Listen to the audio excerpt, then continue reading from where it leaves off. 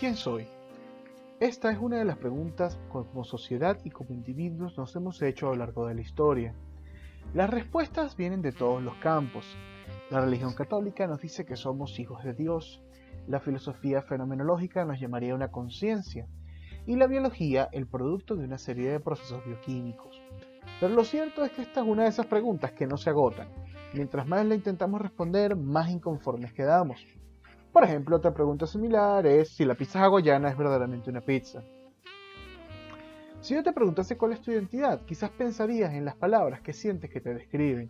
Venezolano, millennial, gamer, estudiante, judío, feminista, macho vernáculo, etcétera, etcétera, etcétera, etcétera. Pero si te preguntase qué es la identidad, posiblemente te resulte un poco más complicado llegar a la respuesta. No existe una única definición, y las explicaciones son tan variopintas que resulta complicado llegar a un acuerdo. Pero vamos a hacer el esfuerzo. Identidad viene de la palabra latina identitas, que a su vez proviene de idem y viene a significar lo mismo o similitud. Y aquí es donde nos encontramos con una de las grandes dualidades de este término. Utilizamos identidad para hablar de aquellas cosas que nos hacen únicos, pero al mismo tiempo para denotar aquellas cosas que nos hacen parecidos a otros. Paradójicamente, somos iguales pero diferentes. De hecho, partamos de esta dualidad para separar el concepto de identidad en dos grandes bloques. Por un lado, tenemos la visión personalista o individualista de la identidad, que algunos autores llamarían el self o la personalidad, y que alude a esas características que nos son propias, que originan de nuestra biología, de la configuración de nuestra psique, de la forma en que interpretamos desde nuestra conciencia, etcétera, etcétera, etcétera. En la otra esquina del ring de boxeo encontramos a las aproximaciones de la identidad social, que a grandes rasgos conciben la identidad como las pautas o roles que hemos aprendido de la sociedad. Por ejemplo, podríamos decir que un adolescente que se pone una franela de rock para ir al colegio es un rebelde porque se opone al código de vestimenta. Ahora la pregunta ¿es esa rebeldía producto de las fuerzas internas que guían su comportamiento, como su carácter o su inconsciente? O, del otro lado, ¿es rebelde porque está siguiendo el guión de la rebeldía que ha construido la sociedad? Por hoy, solo hablaremos de los autores que harían la primera pregunta. En otras sesiones nos aproximaremos a las tendencias de origen social y las alternativas psicosociales. Nuestra primera parada pasa por uno de los grandes rockstars de la psicología científica, Hans Eysenck. Y no lo digo en broma, mientras Eysenck vivía fue el autor más citado en las investigaciones de psicología a nivel mundial. Ahora, quizás te estés preguntando, bueno, ¿qué fue lo que dijo este tipo para ganarse esa famita? Mira, mientras los freudianos exploraban el inconsciente y los humanistas exploraban nuevas alternativas, Eysenck se dedicó a utilizar la estadística para encontrar patrones de comportamiento en las personas. Y descubrió una cosa que podemos llamar la personalidad o que podemos llamar el self, y teorizó que ésta se componía de dos dimensiones, la extraversión y el neuroticismo.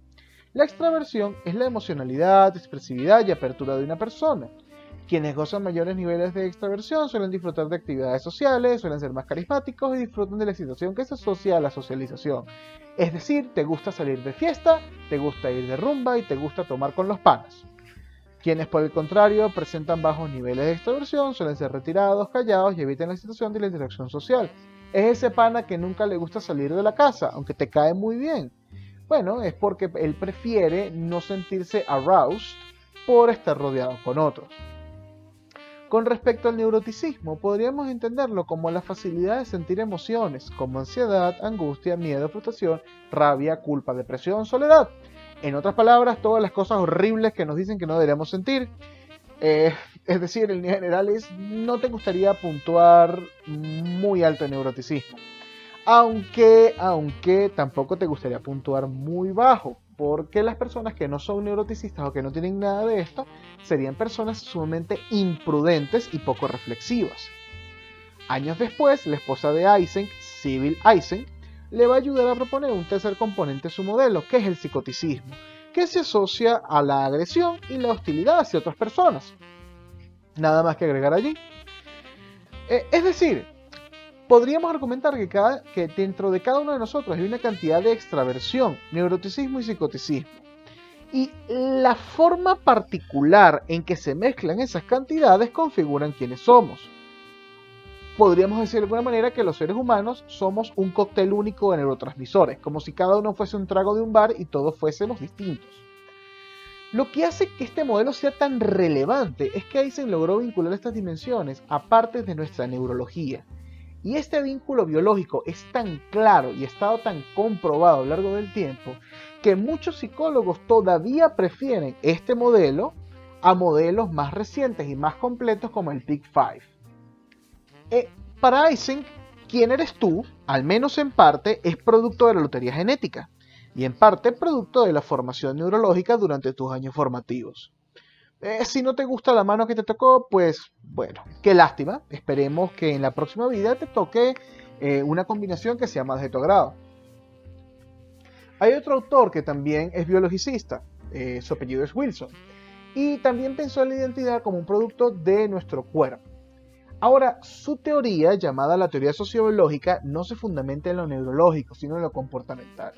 Wilson es un digno heredero de la escuela darwiniana. Este autor considera que las conductas y patrones sociales son producto de nuestros procesos adaptativos. Así como los simios desarrollaron pulgares oponibles para poder manejar herramientas y eso les permitió sobrevivir, en otras palabras, fue un trait genético que luego fue heredado a futuras generaciones para que los especímenes subsistiesen y se adaptasen al contexto. Los Homo sapiens, es decir, nosotros los humanitos, generamos patrones de comportamiento que tienen por objetivo nuestra supervivencia. Por ejemplo, consideremos que hasta hace no mucho la noción de masculinidad estaba asociada a la agresividad, a la imposición y al dominio. Pero en la medida en que se han popularizado las armas como pistolas, pues la valentía del machismo bruto ya no es la mejor estrategia para afrontarte a alguien que está amenazando tu vida con un arma de fuego. En ese sentido, apelar a su emocionalidad o apelar a una solución pacífica garantiza o tiene mayor probabilidad de que no termines en un ataúd. Así pues, la identidad sería el producto de la adaptación del organismo al ambiente. El ambiente demanda cosas de nosotros como organismo nos adaptamos y si tenemos éxito, las mejores adaptaciones se podrán procrear para pasar este comportamiento a las futuras generaciones. Las teorías de la identidad biologicistas tienden a ser deterministas, es decir, se asume que la identidad es relativamente estable e invariable en el tiempo. Esto hace que estas teorías sean el argumento de preferencia para proyectos radicales como la eugenesia. Si no saben lo que es eugenesia, les dejo su tareita para que la busquen en Wikipedia. Ahora, vámonos a otra persona que también es muy individualista, pero que tiene una visión bastante distinta del mundo. Sigmund Freud.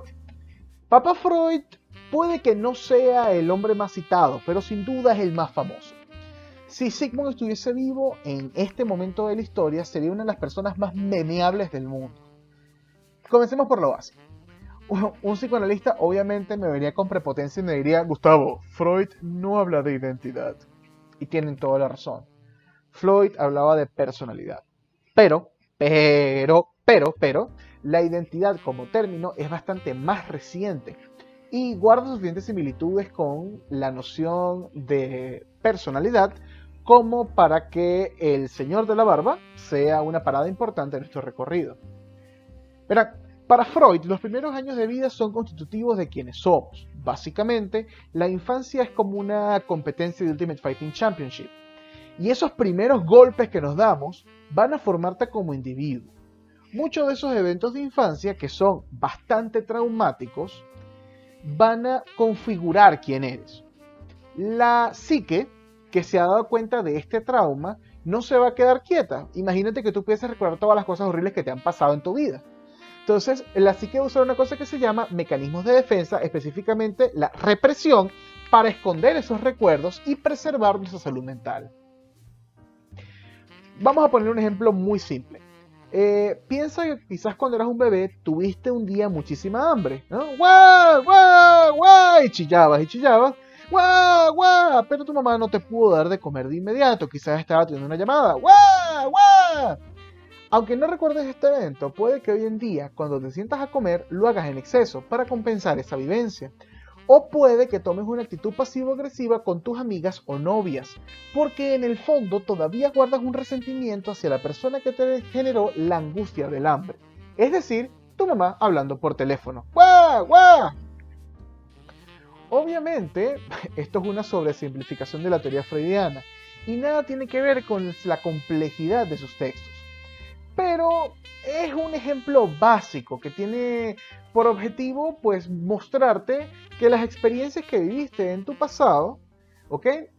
Tienen repercusiones en quién eres hoy en día. Eso y una cosa que Freud llamaba las pulsiones. Verás, Freud consideraba que todo el comportamiento humano estaba orientado por una de dos pulsiones: el eros, o la energía de la vida, y el tánatos, o la energía de la muerte. La primera es la que nos motiva a sobrevivir y procrearnos, mientras que la segunda es la que busca destruir y finalmente persigue nuestra muerte.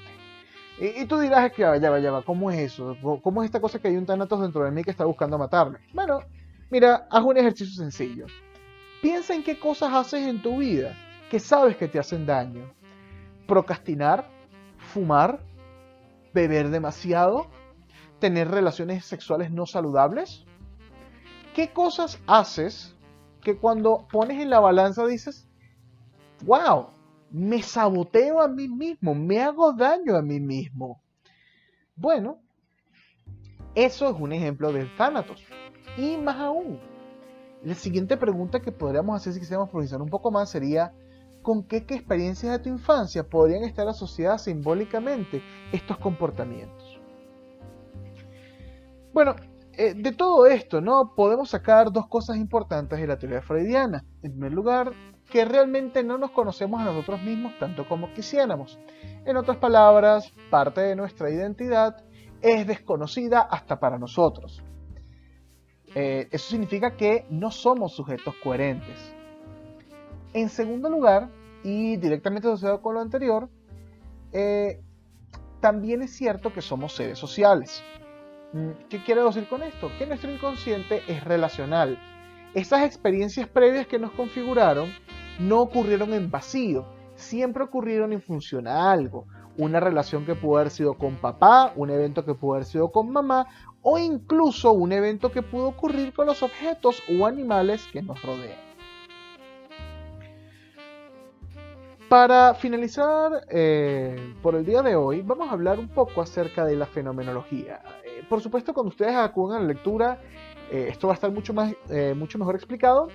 Es una teoría un tanto compleja, de hecho es toda una corriente de la filosofía que tiene 50 años en desarrollo. Pero bueno, la fenomenología explica la identidad como la experiencia subjetiva del yo dentro del sujeto. Y te vas a decir, ya va, ¿cómo es eso, profesor? ¿Por qué me estás tratando de confundir?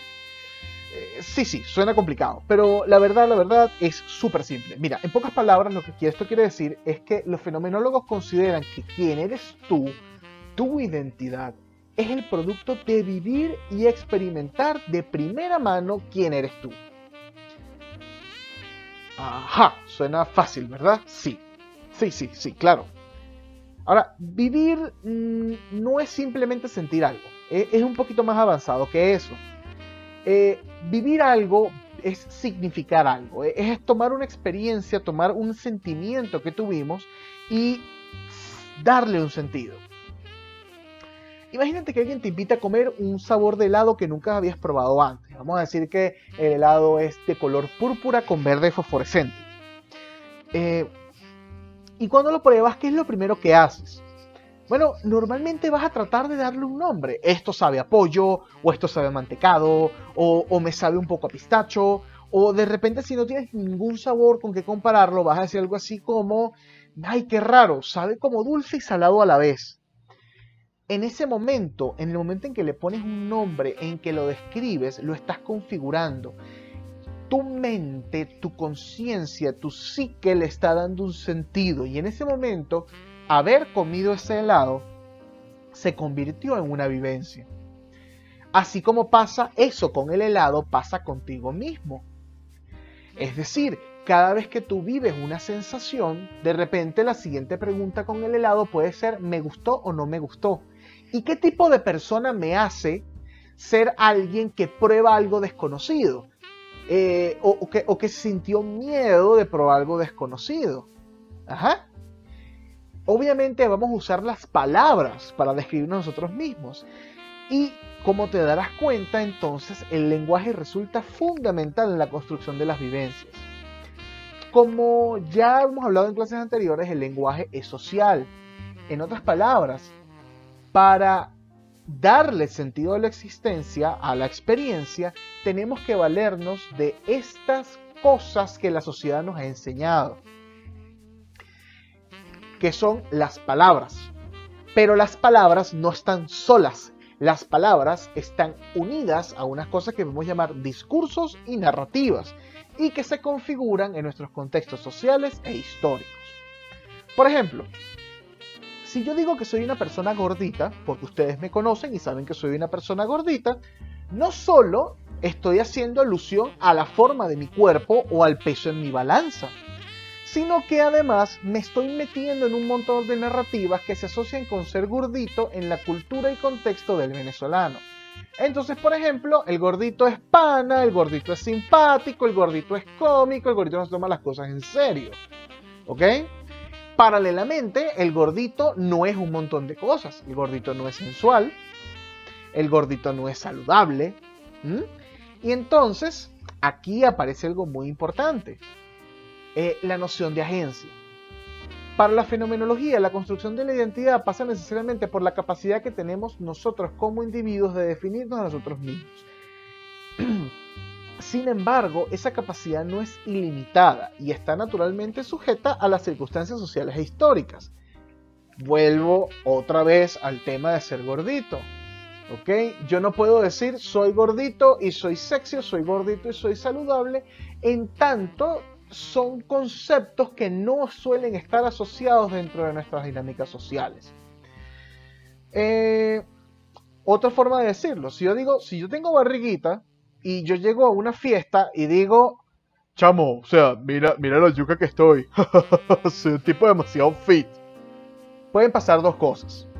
O la gente se va a reír porque va a pensar que el gordito simpático está haciendo un chiste, o mis amigos se lo van a tomar en serio y me van a invitar a pasar unas semanas en una clínica psiquiátrica. Usted verá. Lo que esto quiere decir es que cuando utilizamos ciertas palabras nos estamos metiendo en ciertos patrones. Y una cosa muy importante, no es solamente con nosotros mismos, es con todo. No vemos el mundo como realmente es, sino como lo interpretamos a través de estas palabras y estas dinámicas. Como lo vivimos y actuamos en consonancia. En otras palabras, estamos delimitados por el lenguaje que nos permite construir el mundo que nos rodea. Es así como dentro de la narrativa de un esquizofrénico paranoide, todo el mundo le quiere hacer daño porque interpreta el mundo en esos términos. Para nosotros desde afuera, el tipo está loco de remate, pero dentro de su mundo, dentro de su lenguaje y su experiencia de vida tiene completo sentido. Ahora, he usado varias veces la palabra narrativa y quiero recalcar su importancia para esta tradición filosófica. Las narrativas son historias, estructuras predefinidas que tienen un principio, un desarrollo y un desenlace. Cuando los significados y nos vivimos de alguna manera determinada, podemos, sin querer o queriendo, quedar atrapados en estas narrativas.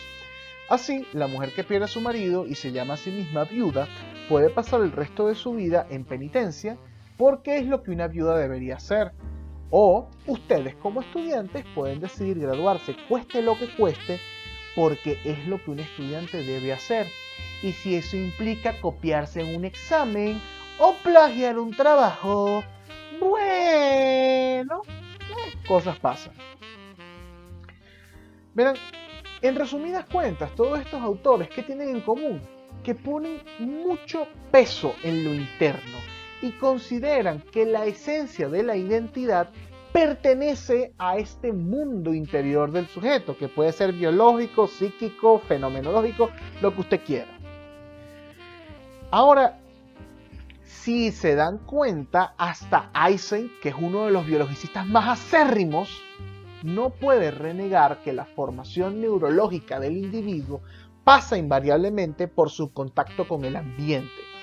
¿Es lo más importante? Posiblemente no, pero definitivamente tiene un impacto y una influencia. algo muy sencillo, no importa qué tan neuroticista seas, ni qué tan poco extrovertido seas, usualmente tu nivel de extroversión aumentará cuando consumes algunas copas de alcohol. Eso significa que sin importar qué tan centrado en la identidad personal estés, nunca puedes desestimar en su totalidad el factor social. Bien, eso es todo por el día de hoy. Nos vamos a ver en la próxima clase. Por favor, revisen la lectura que ya tienen colgada en sus carpetas para poder trabajar con esto a partir de la próxima sesión. Suscríbanse y denle a la campanita para que estén pendientes de las futuras clases.